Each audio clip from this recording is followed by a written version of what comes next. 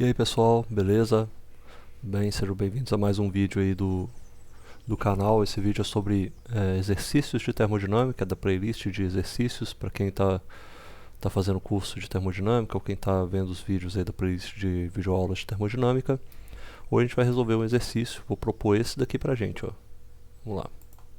O exercício: considere dois tanques A e B, ambos contendo água e conectados por uma válvula.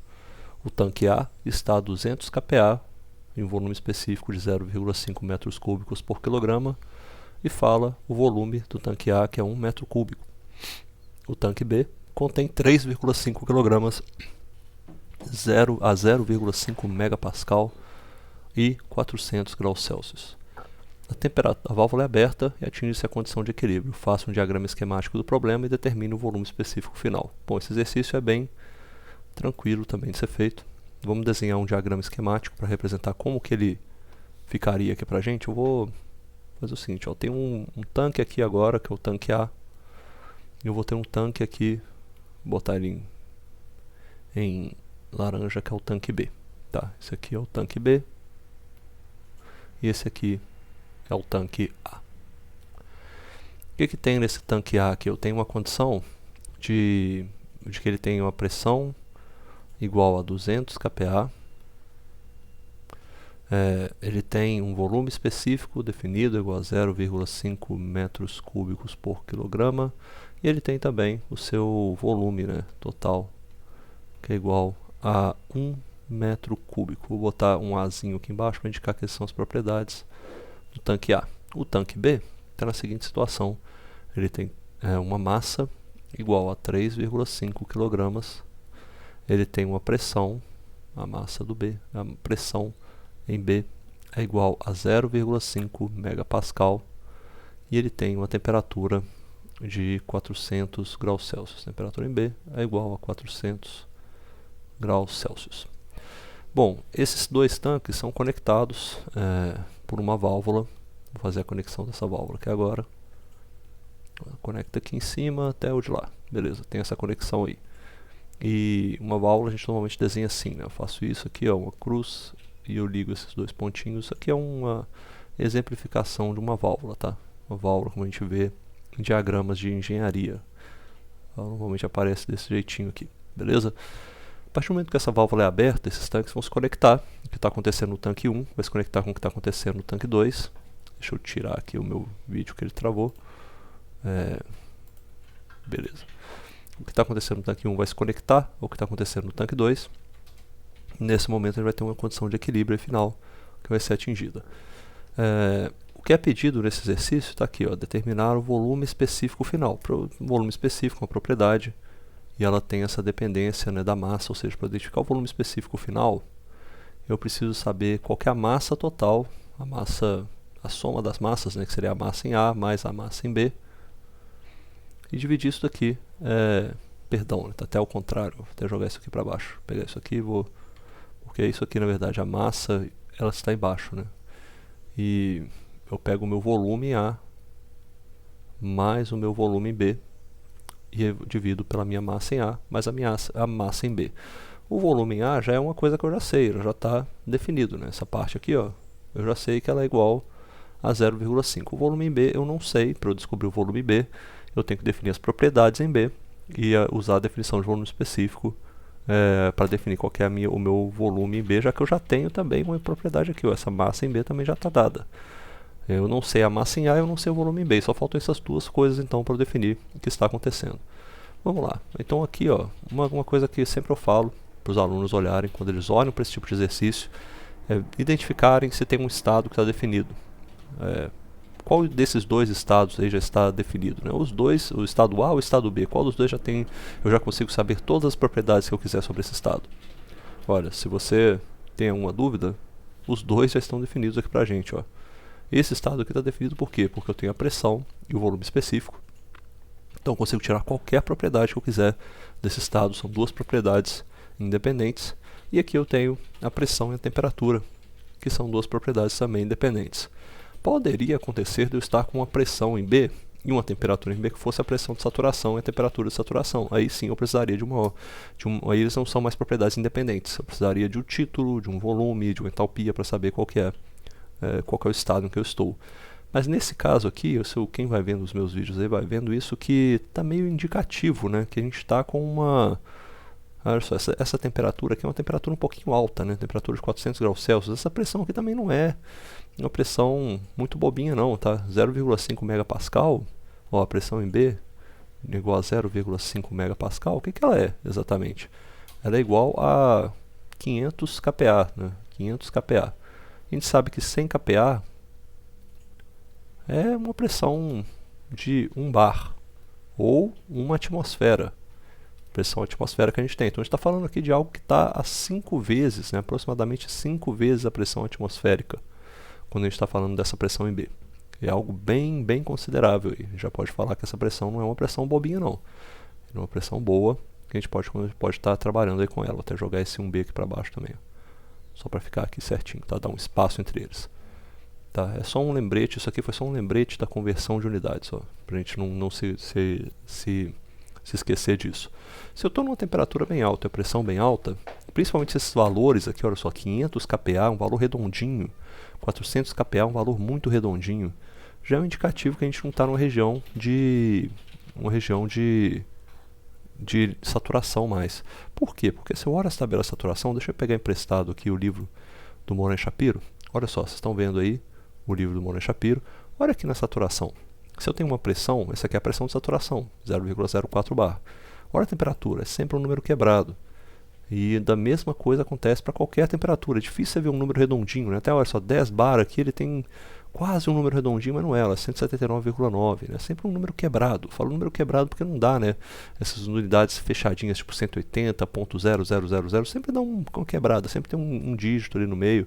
E se eu vou para a tabela se eu estou falando tabela de pressão, mas se eu fixo a temperatura, é a mesma coisa. Olha aqui, ó, 35 graus Celsius. Olha o valor da pressão. Número todo quebradinho, cheio de dígitos, né? Cheio de informações nas casas decimais. Esses números nunca são muito redondos quando a gente está na região de saturação, né? A natureza não seria tão bondosa assim com a gente. Quando a gente passa, por exemplo, nesse caso a gente está falando de algo que está a 500 kPa, olha só, se eu estou na pressão, eu acho que está aqui para baixo, né? Essa tabela aqui, ó. Se eu estou nessa pressão de 500 kPa, que é mais ou menos 5 bar, olha a temperatura de saturação, é 151,9 graus Celsius. Está aqui, né? Bar e graus Celsius. Então, se eu estou a 5 kPa, a 5 bar, que é 500 kPa, que é a mesma coisa que 0,5 megapascal, que é a pressão no tanque B, a minha temperatura de saturação é essa, 151,9. Nada redondinho, né? Mas se eu estou acima dessa temperatura, o que acontece com o meu fluido?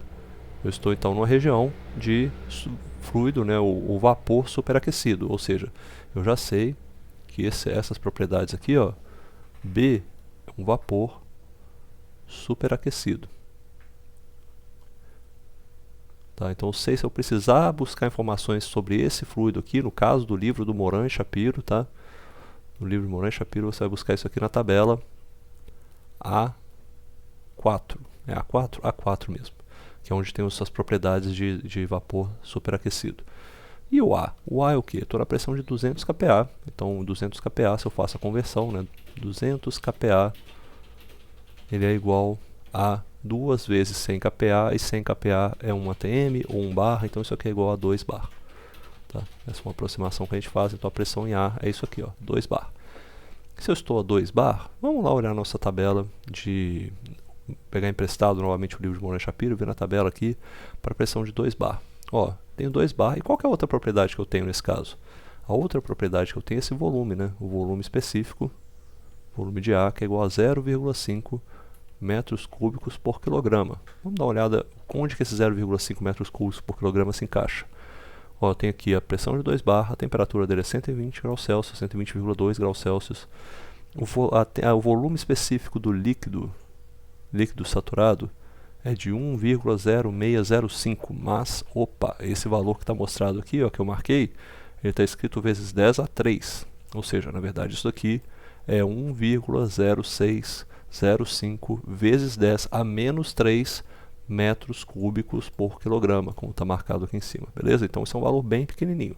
E olha o valor do volume específico do vapor saturado, 0,8857. Ou seja, se eu estou com o volume específico em A, o tanque A é 0,5, eu estou justamente entre esses dois. Então, se eu quiser buscar qualquer propriedade que eu queira para este fluido, né, para o fluido que está no tanque A, eu vou buscar lá, usando também, novamente, o livro de Moran e Shapiro, tá? Eu vou buscar isso aqui lá na tabela A3, que é a tabela de saturação. Por quê? Porque esse fluido aqui, que está no tanque A, trata-se de uma mistura, é uma mistura líquido-vapor, beleza? Então já está aí uma soluçãozinha que a gente já consegue saber onde a gente vai buscar propriedades. Algumas coisas eu consigo achar fácil, né? Eu preciso encontrar a minha massa em A. Olha aqui, se eu olhar para esse probleminha, o que eu preciso preencher aqui de informação, ó, eu preciso preencher a informação da massa em A.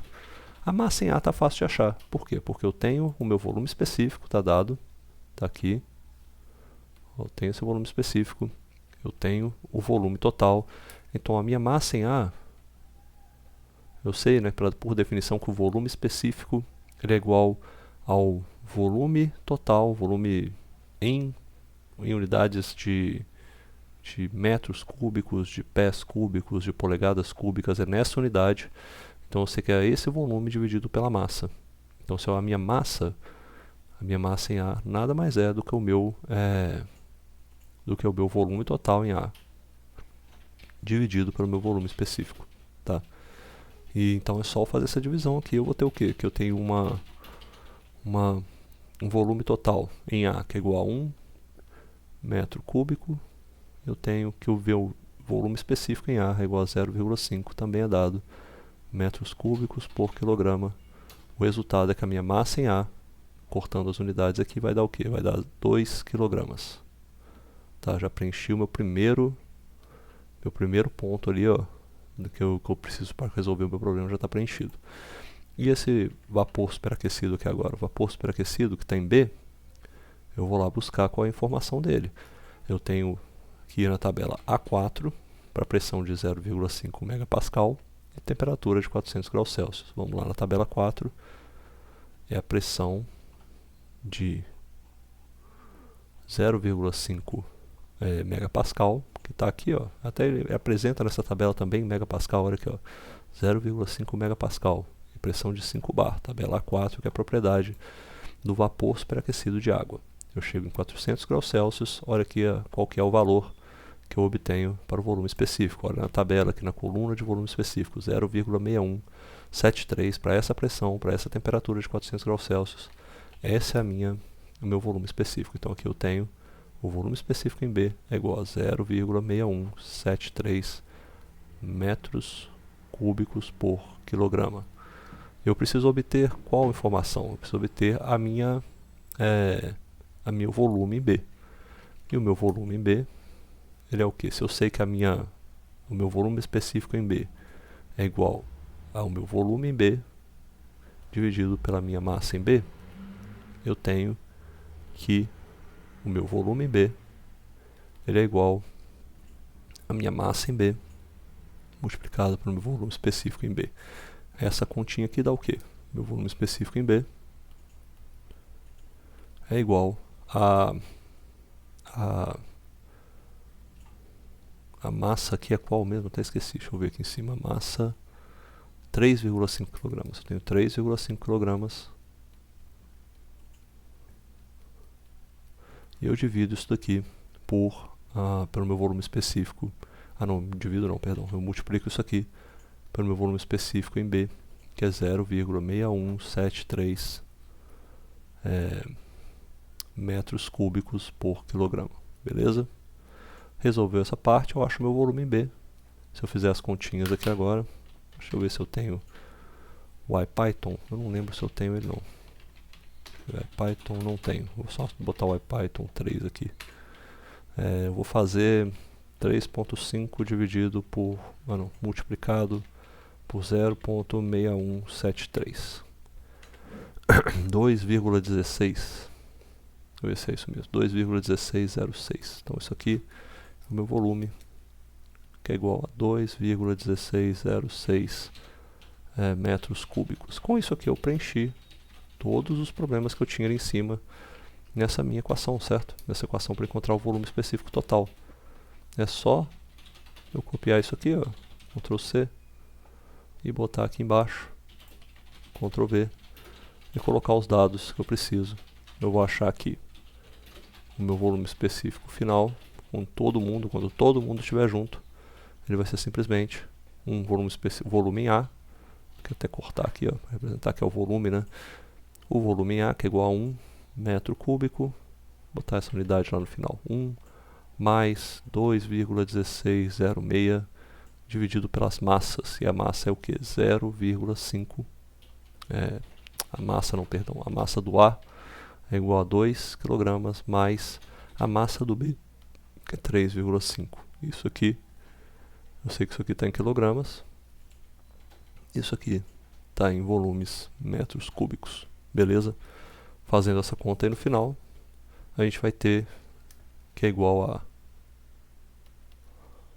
3,1606 dividido por 5,5 metros cúbicos por quilograma. E o resultado final dessa conta aqui é igual a, fazer as contas, né? 3,1606 dividido por 5,5, 0,5747, tá? Vou arredondar para cima. 0,5747 metros cúbicos por quilograma. Faltou alguma informação no exercício? Creio que não, né? Não faltou nada aqui. O diagrama esquemático foi feito, a gente terminou o volume específico final, que é esse daqui, marcado ó, no finalzinho. O que poderia complicar desse exercício aí? Uma complicação que poderia ser feita com relação a esse exercício seria o seguinte: a gente poderia considerar um cálculo da temperatura final. Como é que eu calcularia a temperatura final? Se eu quiser saber qual é, por exemplo, a minha... Não sou complicações extras. Isso aí poderia ser um extra para ser cobrado por um professor, uma prova, um projeto, alguma coisa assim, mas não acho que esse exercício é muito simples para isso. Aplicações extras, quero saber qual é a temperatura final. Qual seria a temperatura final disso aqui? Eu teria que usar a primeira lei, né? Como eu resolveria isso? Eu usaria a primeira lei da termodinâmica, que seria isso aqui, ó. A solução viria usando a primeira lei para sistemas fechados. Eu teria isso aqui, eu partiria de um estado inicial, considerando que nesse processo aqui eu poderia falar, o processo ocorre de maneira adiabática, também não tem trabalho sendo realizado por nada, então enfim, eu vou para a primeira lei, eu teria isso aqui, né? Eu também considero que o somatório, né, dessa variação da energia total é igual ao calor trocado menos o trabalho. Eu vou falar que desse estado aqui até atingir o equilíbrio, essa variação aqui, ó, eu não tenho nem calor trocado, nem trabalho, os dois são zero. E a minha energia total, ela se resume somente à variação da energia interna. Nesse caso aí, deixa eu botar mais uma página aqui, o que viraria essa fórmula? Viraria que a minha variação da energia interna, a variação da energia interna era igual a zero, e eu teria que pensar nisso aqui em duas partes, né? Eu teria que pensar a variação da energia interna em A, mais a variação da energia interna em B. Isso aqui seria igual a zero. Teria um complicador bom aí, tá? Porque nesse caso, o que eu teria nesses dois aqui? Eu teria que pensar na minha... vou colocar como energia interna, porque eu também conseguiria, sabe? Eu tenho os dois estados são definidos. Eu consigo definir qualquer informação que eu queira em A e em B. Então eu teria que pegar esses estados iniciais, falar o seguinte: qual que é a variação da energia interna em A e a variação da energia interna em B, do estado inicial para o estado final? A energia final menos a energia em A. Então isso aqui seria, pensando que agora eu estou passando, né, vou fazer uma transformação aqui agora. Transformar em propriedades intensivas, tá? Porque daí eu consigo usar dados de tabelas. E aí eu vou fazer isso aqui vai ser a massa em A, vezes isso, mais a minha massa em B, vezes isso aqui, ó, energia interna final, menos a energia interna em B, seria igual a zero. o resultado seria algo assim. Eu teria que encontrar minha energia interna final. A energia interna final seria igual a quê? Aqui, como é que eu consigo isolar essa energia interna final? Eu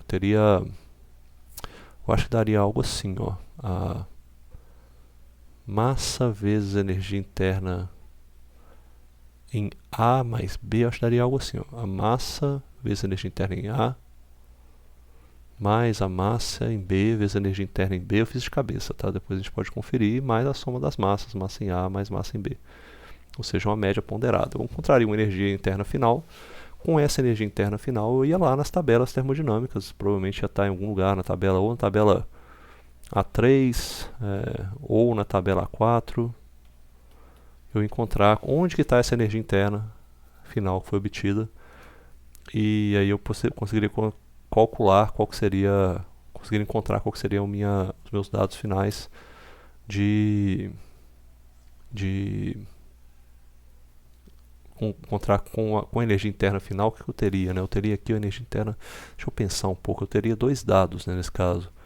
Para o caso da mistura final, eu teria dois dados. Eu teria um estado definido, sim, porque eu teria, nesse caso, o estado final, eu teria tanto a energia interna final como o volume específico final. Ou seja, eu tenho duas propriedades, e com essas duas propriedades aqui eu conseguiria definir qualquer coisa que eu quisesse. Eu poderia definir, por exemplo, a pressão final, poderia definir a temperatura final, poderia definir o que eu quisesse. Ou seja, com essa ideia aí eu conseguiria achar a minha temperatura final e a pressão final. Ou seja, a pressão de equilíbrio final, a energia interna, me ajudaria a encontrar a pressão final. Tá? Bom, sabendo disso daí, ou seja, eu teria que ir lá na tabela e ver, né, onde que eu tenho um estado, onde eu tenho uma condição em que essas energias, onde eu olho lá na tabela, eu poderia olhar na tabela de vapores superaquecidos, procurar onde que eu tenho uma energia interna parecida com essa daí, onde eu tenho um volume específico parecido com esse daí, e ver aonde que eu tenho os dois ao mesmo tempo, e ali vai ser o meu estado final. Óbvio, né? Tem que dar uma pressão que vai ser intermediária. Se eu tenho essa pressão aqui de 0,5 megapascal e uma pressão de 0,2 megapascal ou 200 kPa, a pressão final tem que ser intermediária a isso. Eu ia olhar nas tabelas entre 2 bar e 5 bar, para vapores superaquecidos e para a região de saturação, onde que eu tenho esses dados aí que vão atender essa condição, né, de eu ter uma energia interna e um volume específico que atenderia aos dois. Tá? Qual outra complicação poderia ter? Vou pensar em mais uma complicação aqui agora. Vou complicar de novo. Essa complicação agora viria a seguinte: qual que é a entropia gerada? Qual que seria a entropia gerada nesse problema? Olha, para calcular a entropia gerada, eu precisaria do seguinte, tá? Eu precisaria pensar na minha formulação, aquela formulação que a gente tem, que é a variação de entropia, que é igual à integral, essa integral que a gente usa para o calor trocado a uma certa temperatura, quando a gente tem, isso aqui considerando só o calor trocado da superfície do sistema, mais a geração de entropia. Olha aí, beleza, tem esse termo de geração de entropia. Isso aqui tudo pensando em sistemas, tá? Não estou pensando em fluxo de massa, nem nada disso, só sisteminha mesmo. Qual que é a questão do meu problema? Eu não tenho troca de calor, então isso aqui vai embora. Isso aqui é zero. Ou seja, eu calcularia a minha variação de entropia, dessa forma que a minha geração de entropia, ela seria simplesmente igual a minha aqui, fazendo mais uma vez a transformação. Eu vou transformar isso aqui em a entropia, pelo menos, transformar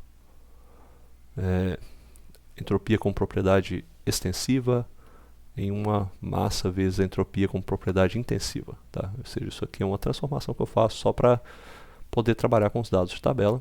Agora que eu já sei qual é o meu estado inicial, sei qual é o estado final, faço a mesma conta. Eu vou vir aqui e falar o seguinte, que eu tenho essa aqui, a minha geração de entropia, que é esse termo, esse sigma, ele é igual a deixa eu botar aqui, massa em A vezes a entropia final menos a entropia em A, inicial, né, mais a massa em B vezes a entropia final menos a entropia em B. Achei, pronto, aí, tá aí. Eu vou ter todos os dados, né, porque agora eu já tenho todos esses estados definidos. Eu sei o que é a minha massa A, eu sei o que é a minha massa em B, eu já vou ter o meu estado final definido, então eu sei qual que é o meu SF aqui, entropia no estado final. Eu também já vou ter o estado A e o estado B definido, é só buscar os dados lá e saber qual que é a minha entropia em A, entropia em B. Ou seja, com isso aqui eu encontro a minha geração de entropia. Se por algum acaso eu fizer lá nas minhas contas e no final, isso até é um bom check, tá? Para ver se as contas foram feitas, principalmente eu acho que essa parte aqui, ó, de encontrar o estado final, eu acho que vai ser a mais difícil. Tá? Eu acho que essa vai ser a mais difícil, porque a gente não tem, a gente está acostumado a olhar coisas de pressão, coisas de temperatura, mas você tem que encontrar um estado que só tem energia interna e volume específico, você fica perdido. É normal isso acontecer. Isso aí a gente vai, pode ser trabalhado até, né, para você tentar entender como é que você trabalha com esse tipo de dado. Aí tem alguns exercícios que trabalham com isso. Você consegue definir estado final, tá tudo o resto aqui está pronto. Se você fez algum erro, alguma cagada no meio do exercício que deu errado, você por algum acaso você pode acabar encontrando um processo que é totalmente possível de acontecer como esse. Você vai acabar encontrando, sei lá, que a sua entropia, a geração de entropia é menor do que zero. Isso aqui quer dizer o quê? Que o seu processo é impossível. A gente já viu isso, quem for ver as aulas lá vai ver sobre isso, né? Mas se eu fizer tudo certinho, esse processo que é um processo logicamente possível de acontecer. Você tem um tanque com certa massa, um certo volume específico ali, com líquido saturado, e um outro com vapor superaquecido. Você ligou os dois, eles entram em equilíbrio?